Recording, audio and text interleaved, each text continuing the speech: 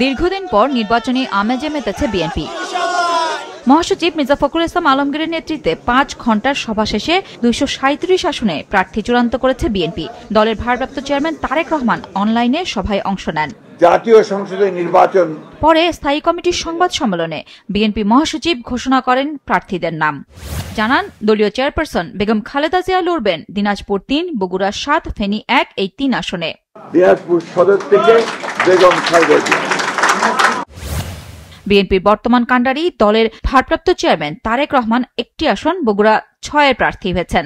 বগুড়া 6 তারেক রহমান।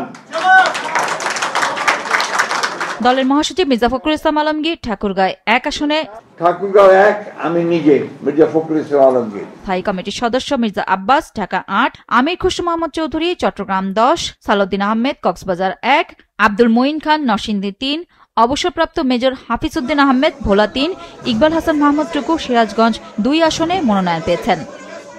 বেশ কিছু আসনে এখনও প্রার্থী চূড়ান্ত করা হয়নি। এর মধ্যে ঢাকার 20টি আসনের মধ্যে 6টি আসন সহ মোট 63টি আসন ফাঁকা রাখা হয়েছে।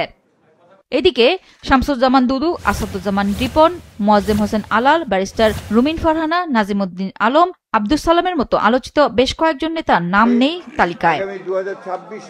সংবাদ সম্মেলনে বিএনপি মহাসচিব জানান, আন্দোলনের জোট সঙ্গী ও গণঅভ্যুত্থানের শরিকদের কারণে যে কোনো সময়ে প্রার্থী তালিকায় পরিবর্তন আসতে পারে। সম্ভাব্য প্রার্থীর নাম ঘোষণা করলাম। এরপরে আমাদের সঙ্গে যারা যুগপৎ আন্দোলন করেছেন সেই সমস্ত দলগুলোর সঙ্গে কথা বলে আমরা যে সমস্ত আমরা ঘোষণা করিনি সেগুলো তারা আসতে পারেন, অথবা আমাদেরগুলো আমরা চেঞ্জ করতে পারি। এই কথাগুলো খুব পরিষ্কার করে জানিয়ে দিচ্ছি আমরা। সংবাদ সম্মেলন শেষে দলটির সিনিয়র নেতারা বলেন, কোনো আসনে কেউ বিদ্রোহী প্রার্থী হবেন না বলে আশা করেন তারা। বিদ্রোহী প্রার্থী হবে না এটা আমরা বিশ্বাস করি, কারণ দলের প্রতি সবাই মোটামুটি অনুগত।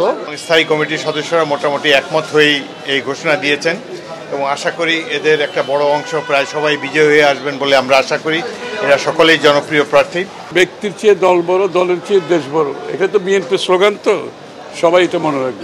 ঘোষিত প্রার্থী তালিকার প্রয়োজনে পরিবর্তন হতে পারে বলেও জানানো হয়েছে। নুরুন নাহার বিলি, মাছরাঙা সংবাদ, ঢাকা।